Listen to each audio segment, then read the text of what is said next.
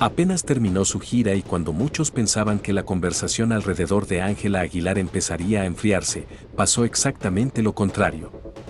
Esta vez no fue por su relación, no fue por los conciertos, no fue por cancelaciones. Fue algo mucho más incómodo. Mucho más difícil de ignorar. Algo que no se puede maquillar con marketing ni con una buena estrategia de redes. Su voz. Y aquí es donde la historia se pone realmente interesante, porque no estamos hablando de opiniones de fans, ni de comentarios de haters escondidos detrás de una pantalla.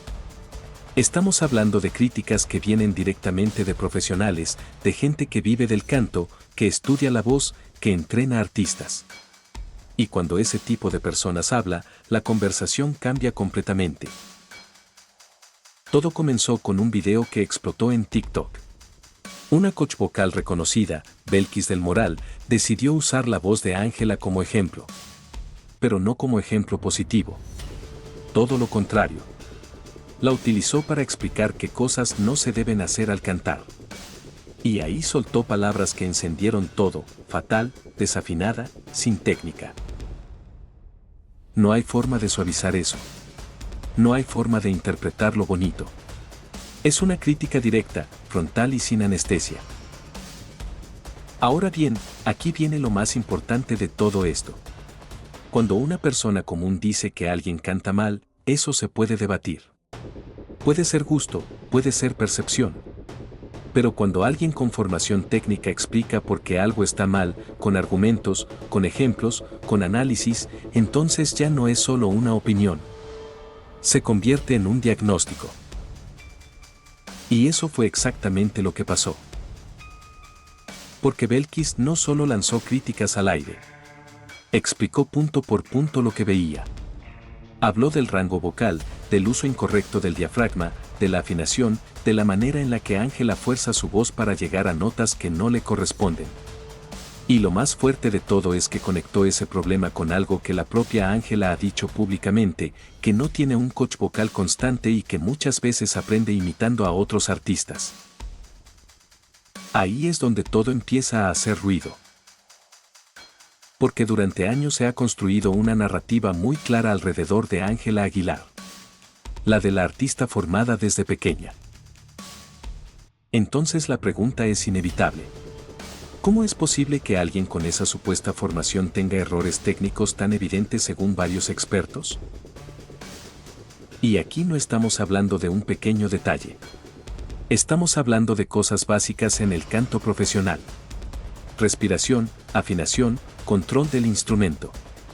Elementos que son el fundamento de cualquier cantante que aspire a tener una carrera larga. La reacción del público fue inmediata. Y como era de esperarse, el internet se dividió en dos bandos. Por un lado, estaban los que por fin se sentían validados. Personas que llevaban tiempo diciendo que algo no les cuadraba cuando escuchaban cantar a Ángela, pero que no sabían explicarlo. Personas que incluso llegaron a pensar que el problema era su oído, porque todo el mundo repetía que ella cantaba increíble.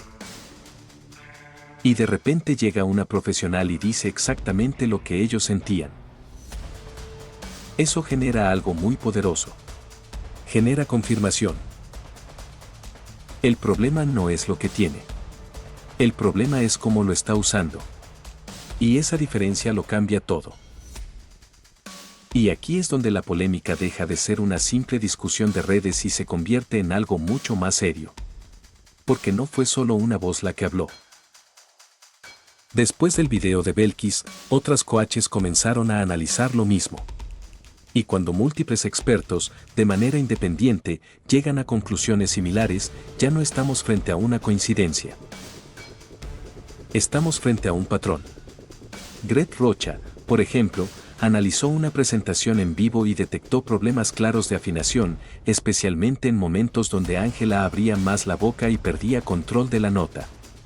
Pero lo más preocupante no fue eso. Lo más preocupante fue que, según ella, Ángela parecía no darse cuenta de que estaba desafinando. Y ese detalle es clave. Porque si un cantante no percibe sus propios errores, no tiene forma de corregirlos. Ahí es donde una carrera puede empezar a complicarse seriamente.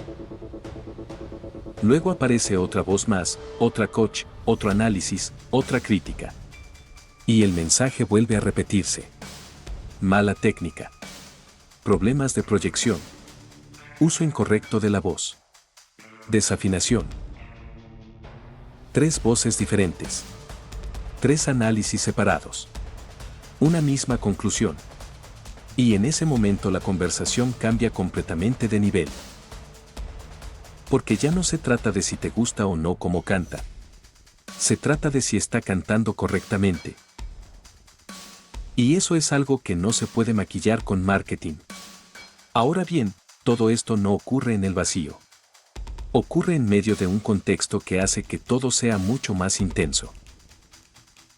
Cuando alguien con ese nivel de exposición presenta fallas técnicas, el impacto es mucho mayor. Porque se supone que tiene acceso a todo.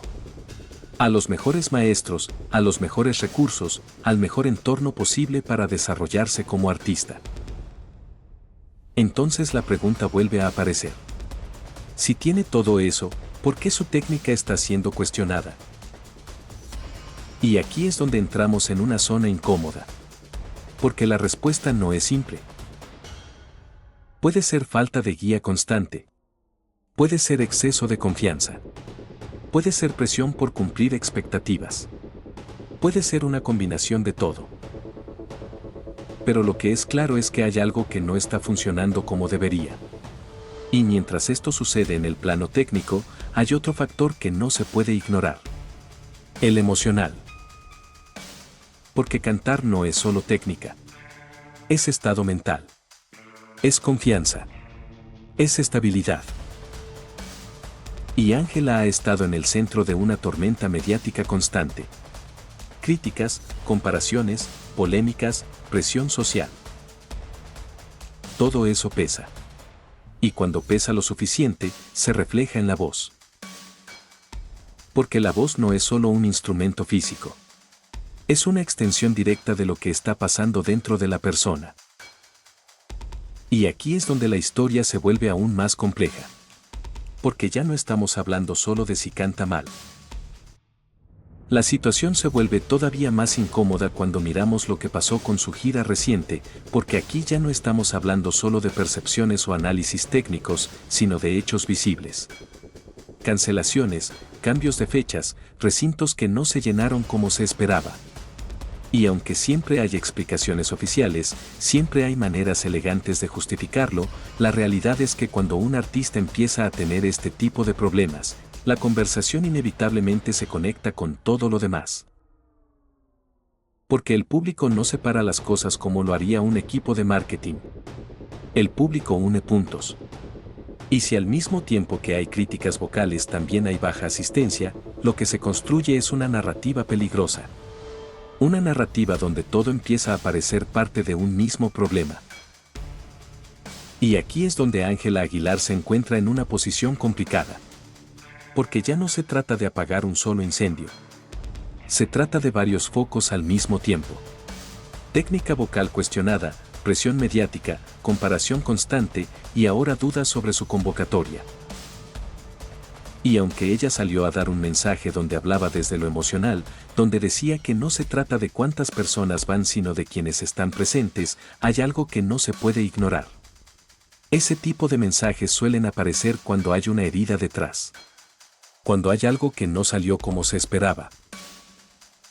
Porque si todo estuviera lleno, si todo estuviera funcionando perfecto, no habría necesidad de aclarar nada. Y eso el público lo nota. Mientras tanto, en redes, la conversación seguía creciendo. Y no solo por las críticas, sino por las comparaciones. Porque en la industria musical actual, si hay algo inevitable, es que siempre te van a medir contra alguien más. Y aquí es donde empiezan las comparaciones incómodas. Por un lado, aparece el caso de artistas que han demostrado un dominio técnico sólido, incluso viniendo de géneros completamente distintos. Personas que han sorprendido al público con su capacidad de adaptarse, de estudiar, de perfeccionar su instrumento. Y entonces surge la pregunta que muchos se están haciendo. Si otros artistas pueden evolucionar técnicamente, si pueden mejorar, si pueden dominar estilos complejos, ¿por qué alguien que asegura haber tenido formación desde pequeña está siendo cuestionada de esta manera? Pero la comparación más delicada no viene de fuera. Viene de dentro. Porque dentro de su propia familia hay otra voz que inevitablemente entra en la conversación. Y aquí es donde la presión se multiplica. Porque cuando dos personas comparten apellido, comparten historia, comparten entorno, la comparación se vuelve directa. Porque mientras a ella la están cuestionando, a su prima se le percibe como más estable, más controlada, más consistente vocalmente. Y eso genera una incomodidad evidente. Ahora te toca a ti. ¿Crítica justa? Déjamelo en los comentarios. Suscríbete a Locura Trend y activa la campanita, porque esto no termina aquí. Nos vemos en el próximo video.